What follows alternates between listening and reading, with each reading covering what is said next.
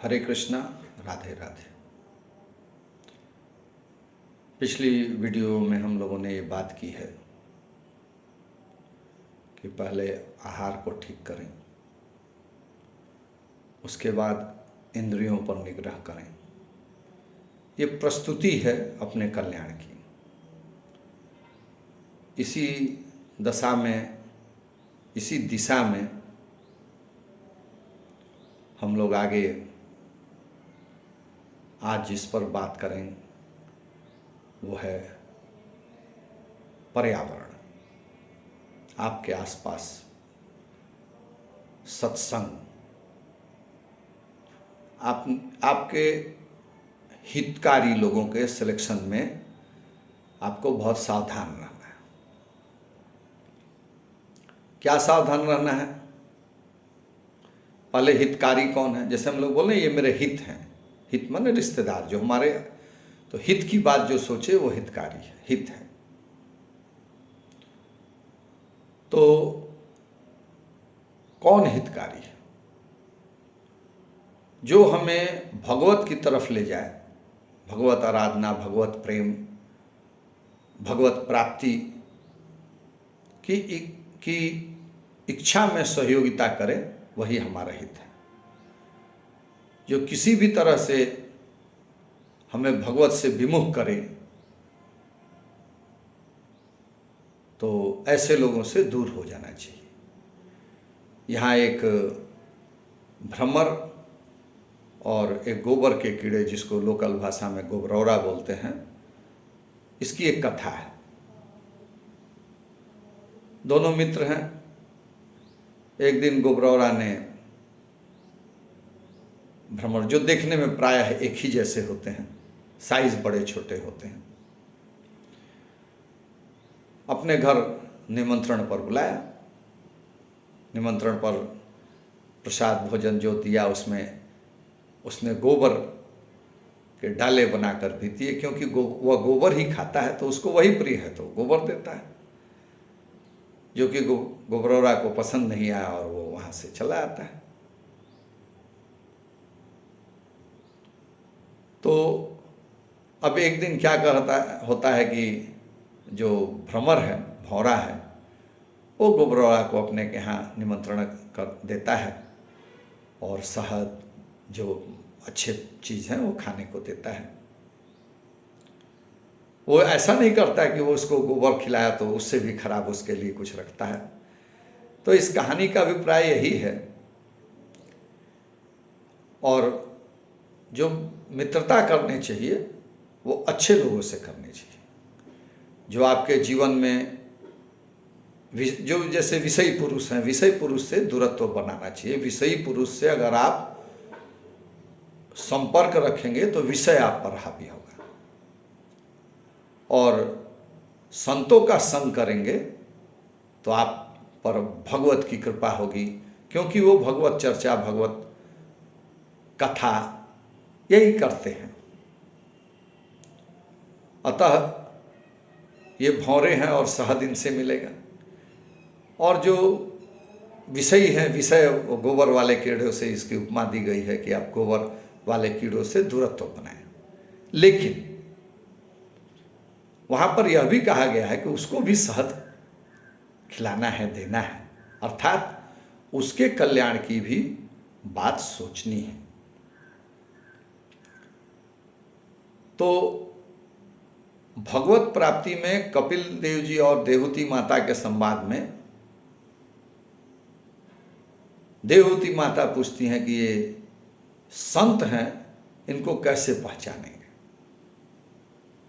क्योंकि आजकल के समय में खासकर ऐसा देखा जा रहा है कि संतों के वेश में ज़्यादातर असंत लोग ही रह रहे हैं। मैं ये नहीं कहता हूँ कि सारे लोग असंत हैं, नहीं, उसमें संत भी हैं। लेकिन और संत को असंत समझना और असंत को संत समझना, दोनों आपके जीवन के लिए बहुत घातक है। जैसे हनुमान जी सजीवनी बूटी लाने के लिए जा रहे हैं और रास्ते में उसे साधु के वेश में एक कालनेमी मिल जाता है जो उनके कार्य में बाधक होता है।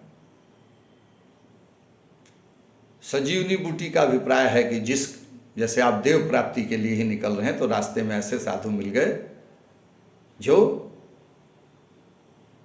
वास्तव में साधु नहीं है, तो फिर आपका पूरा जो कार्यक्रम है वो नष्ट हो जाएगा। और परीक्षित जी जैसे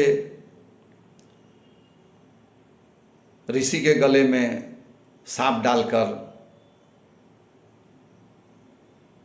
समीक ऋषि के गले में जो सांप डाल दिए थे तो उन्हें साधु को असाधु समझ लिया था। तो कालनेमी भी आपके लिए घातक है और समीक ऋषि जैसे ऋषि को भी अगर आप असाधु समझ लेते हैं तो ये भी आपके लिए घातक है अंत में।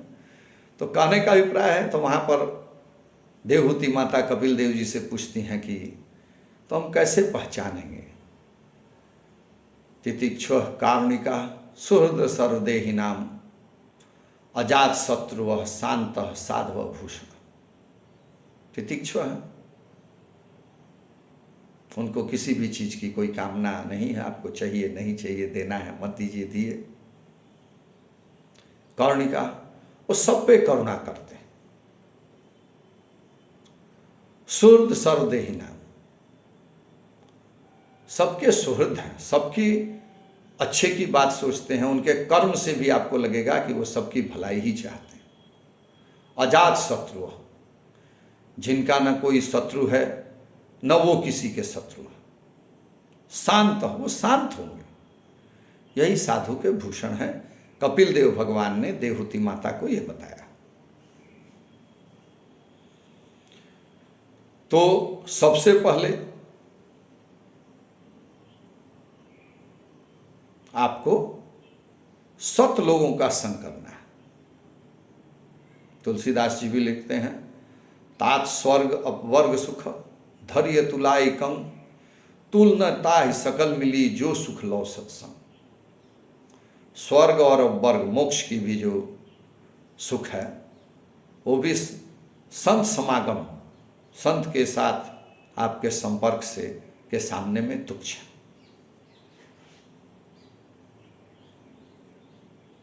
तुलसीदास जी और उसमें आगे कहते हैं कि जो तुम अनुग्रह किए हो विभीषण जी से, हनुमान जी जबरदस्ती मिलते हैं,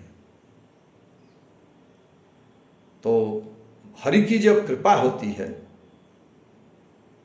तब सत्संग होता है। बिन सत्संग विवेक न होई, राम कृपा बिन सुलभ न सोई। तो जब भगवान आपको पर कृपा करते हैं तो संत आपके पास आते हैं या आप संत के पास जाते हैं, मतलब संत से समागम होता है।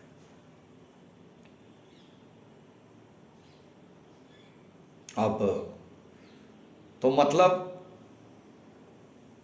आप मित्र जीवन में बनाइए, आपके जीवन में जितने लोग जुड़े, अगर आप का भगवत से वो संपर्क करा रहे हैं, भगवत की चर्चा में आपकी सहयोगिता कर रहे हैं, तो आप उनसे जुड़े, अन्यथा उनसे संपर्क आप तोड़ते जाएं।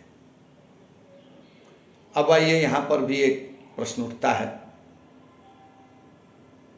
कि ये जो परिवार है, हम पैदा ही तो विवेक लेके होते नहीं हैं। एक परिवार में जन्म लेते हैं, छोटे से कुछ बड़े तक का सफ़र करते हैं।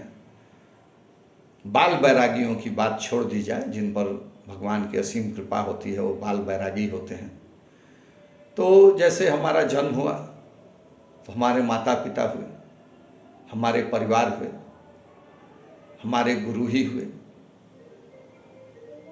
तो हमारा शास्त्र इनकी सेवा से मना नहीं करता है, इनको भी भगवान का ही दर्जा दिया गया। लेकिन इनकी सेवा करते करते ऐसा न हो जाए कि हम जो परम पिता परमेश्वर हैं, जन्म जन्मांतर के हमारे पिता हैं, उनको हम भूल जाए। इनके प्रति हमारा कर्तव्य है, इससे इनकार नहीं है। अगर आप नहीं करते हैं तो यहाँ भी धर्म में आपकी चूक हो जाती है, और धर्म से च्युत व्यक्ति को भगवान की प्राप्ति कभी नहीं होती।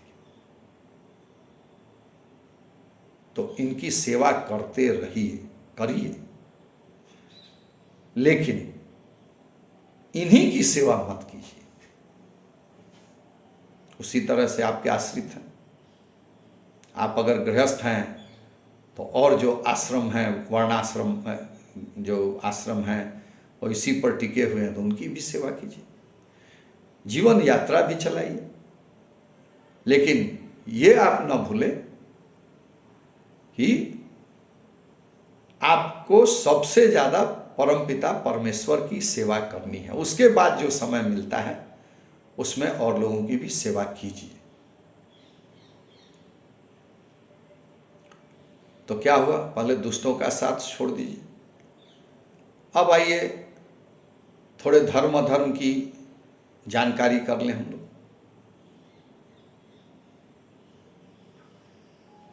धर्म वही है जिसको करने से इस धरा का कल्याण होता है। बार बार कहता हूं, किसी संप्रदाय का, किसी व्यक्ति का कल्याण करना ही धर्म नहीं है। माने वो केवल धर्म नहीं है, और भी धर्म है। किसी का भी कल्याण आप कर रहे हैं तो धर्म ही है, अधर्म नहीं है। लेकिन धरा किसी संप्रदाय का, क्योंकि वो भी उस धरती पर ही आश्रित है। लेकिन अब वो उस कुएं के मेढक हो जाना कि नहीं, मैं केवल इसी संप्रदाय के लोगों की ही सेवा करूंगा, ये ठीक नहीं है। इसके साथ एक और पहलू खुलता है, सेवा भाव सबसे अच्छा भाव है। स्वामी विवेकानंद भी ने कहा है कि मैं उस मनुष्य की सेवा करता हूं, मैं उस भगवान की सेवा करता हूं जिसे अज्ञानी लोग मनुष्य कहते हैं। बिल्कुल सही है। लेकिन सेवा के पीछे कोई सेवा छोड़ के और भाव नहीं होना चाहिए। प्रभु प्रसन्नता भी एक भाव हो सकती है कि इससे भगवान खुश होंगे, इसलिए मैं करना है। लेकिन अब जैसे एक विवादास्पद विषय है, वो है धर्मांतरण है। गरीब क्षेत्र है,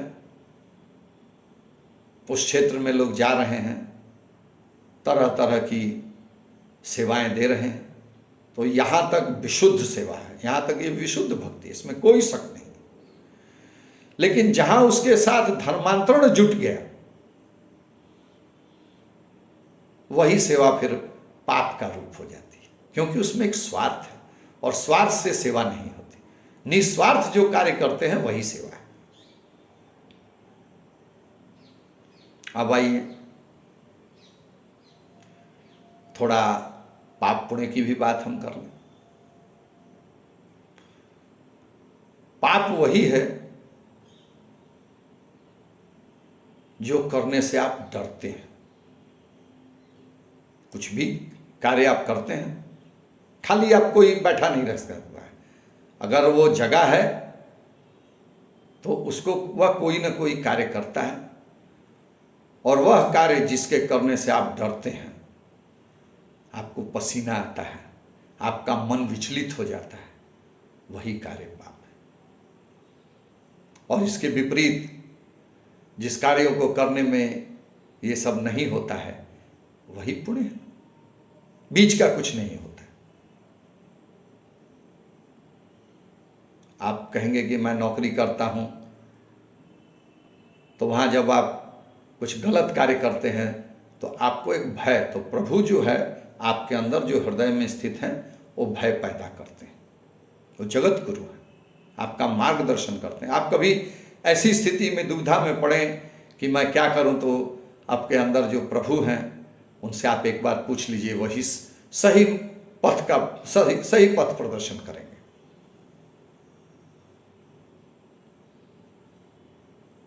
बार बार कहता हूं कि अगर आप प्रेम करते हैं तो फिर पाप होने की संभावना खत्म हो जाती है। तो भगवान ने इस जगत की सृष्टि ही प्रेम करने के लिए किया। प्रेम की परिभाषा पिछली वीडियो में हमने बात की है। प्रेम का अभिप्राय ये जो भौतिक प्रेम है ये नहीं, स्वार्थ जनित प्रेम है, जहाँ लेने देने की इच्छा है, उसे प्रेम न कहकर व्यवसाय कहना ज़्यादा अच्छा है। कुछ दिया कुछ लिया, ये प्रेम नहीं। अब आइए, निज प्रभु मैं देखी जगत के ही संकर ही विरोध। पूरा जगत है, म्रियमाण से किम कर्तव्यम, मरना धर्म प्राणी का कर्तव्य क्या है? तो यही है कि प्रेम कर। और सारे भी हैं, उस पर चर्चा किए भी हम लोग, आगे भी जब भागवत की ये होगी तो उसमें हम लोग करेंगे। तो म्रियमाण से तो प्रेम कर। तो जगत को ही जब आप भगवान समझ लेते हैं तो फिर कहाँ विरोध है? तब देखिए, सास पतोहू का झगड़ा खत्म। यदि सास भी भगवान, पतोहू भी भगवान, तो कौन एक दूसरे का विरोध करे? तो अगर जिस घर में सास पतोहू में झगड़ा ना हो, ननद में झगड़ा ना हो, वह घर, वही घर स्वर्ग है, वही सुखी घर है, वही कल्याण है। जहाँ शांति है, सुख है, वहीं भगवान का वास होता है। यदि आपके घर में कलह होता है तो जान लीजिए निश्चिततः भगवान वहां नहीं है। तो जहाँ सुख है, जहाँ शांति है, जहाँ भक्ति है, वहाँ सुख है। भौतिक सुख नहीं भी हो सकता है। सुदामा जी के घर में पदार्थों का अभाव है, लेकिन प्रेम का अभाव नहीं है, वहाँ कलह नहीं है। क्यों? क्योंकि वहाँ भगवान है। और जहाँ कलह है वहाँ निश्चिततः भगवान नहीं है। अतः घर में सबसे पहले भगवान के वास के लिए जो कलह रूपी वातावरण है, इसको दूर करें।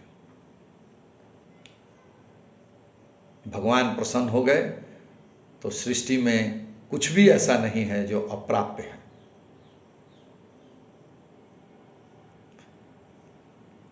और भगवान की प्राप्ति ही कल्याण का एक मार्ग का अंतिम जो फल है वो यही है। तो यहाँ पर क्या है कि भगवान इतने दयालु हैं, उनका इतना सरलीकरण हुआ है। भागवतम में इसका वर्णन आया है कि दूसरे के घर में जाकर उनके दूध दही को खाकर, उनको प्रसाद बनाकर, अपने खाकर, मित्रों को खिलाकर, सबको बांटकर,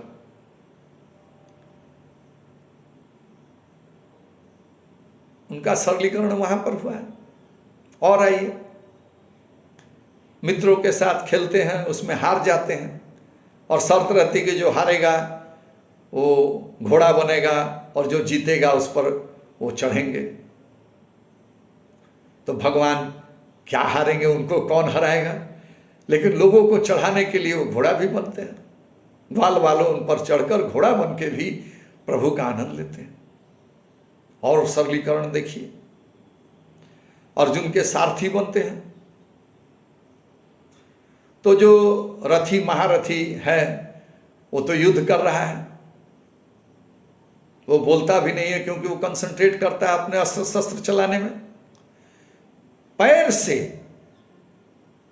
भगवान को दिशा या सारथी को दिशा बताया जाता है कि दाएं चलना है कि बाएं चलना है। तो भगवान उसके पद प्रहार भी सहते हैं। ग्वाल बाल गैया चराने जाते हैं, कलेवा लेकर जाते हैं, उस कलेवा को भी हाथ पर लेकर दही भात खाते हैं। एक ग्वाला को लड्डू बहुत पसंद, आधा लड्डू खाया रहता है, बहुत पसंद आता है। तो बोलता है, अरे कान्हा इसे खा के देख, बड़ा अच्छा है। ब्रह्मा जी ऊपर से देख रहे हैं, बोला अरे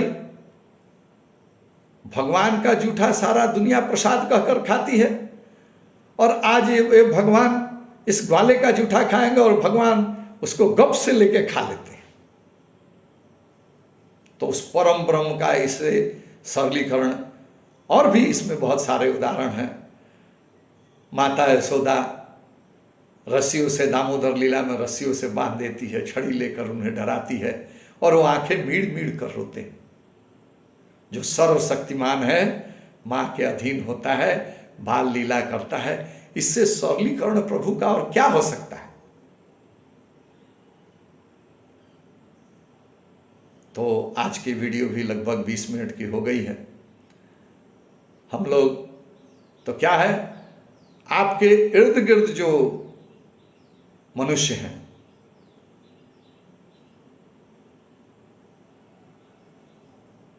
जो दुर्गुणी प्राणी हैं, जो आपको हरि से विमुख करते हैं, उनका साथ छोड़ना ही है। गृहस्थ आश्रम में काम के अणु घूमते रहते हैं, इसीलिए गृहस्थ आश्रम का त्याग करके ही वानप्रस्थ और संन्यास आश्रम में आदमी जाया करता है। कम से कम अगर बहुत समय के लिए संभव न हो सके तो मंथन के लिए बहुत जरूरी है। गृहस्थ आश्रम, वानप्रस्थ आश्रम या संन्यास आश्रम में अंतर क्या है? गृहस्थ आश्रम में थोड़ी जो जीवन है वो व्यवस्थित है और वहां पर पूर्ण समर्पण है। वानप्रस्थ आश्रम, संन्यास आश्रम में पूर्ण समर्पण है, तो वहां हर कुछ प्रभु पर आश्रित है। यहां गृहस्थ आश्रम में प्रभु के लोगों पर आश्रित है और वहां प्रभु पर आश्रित है। तो प्रभु ने कहा है कि जो मेरे भरोसे गृहस्थ आश्रम छोड़ता है, उसका मैं पिता के समान ख्याल रखता हूं। आइए वृंदावन की बात बताता हूं, क्योंकि अभी नया नया मैं जुड़ा हूं। यहां शायद ही कोई दिन हो जहां भंडारा नहीं चलता। तो यहां भक्ति है। वृंदावन के प्राणियों की सबसे बड़ी विशेषता यही है कि यहाँ के लोग, ये तो नहीं कहूँगा कि पूर्व काल जैसे ख्याल रखते हैं, लेकिन इनके भाव में थोड़ी भी कमी नहीं। अगर आप जिस तरह की सेवा की आवश्यकता होती है, यहाँ के लोग देते हैं। बहुत सारे लोग हैं, पहले ये मधुकरी वृत्ति करते थे, आज भी अगर कुछ आप, अभी जैसे प्रेमानंद जी महाराज हैं तो मधुकरी वृत्ति पर ही करते हैं। तो यहाँ बहुत सारे आश्रम हैं, बहुत सारी व्यवस्थाएं हैं, एक से एक सेवा करने की होड़ है और निस्वार्थ होड़ है।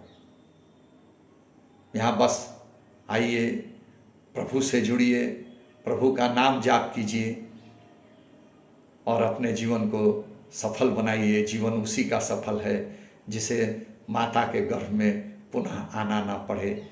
यही प्रार्थना है, आप सबों को भी आना ना पड़े। इसी कामना के साथ आज का ये वीडियो समाप्त करता हूँ। जय जय श्री राधे, जय जय श्री राधे।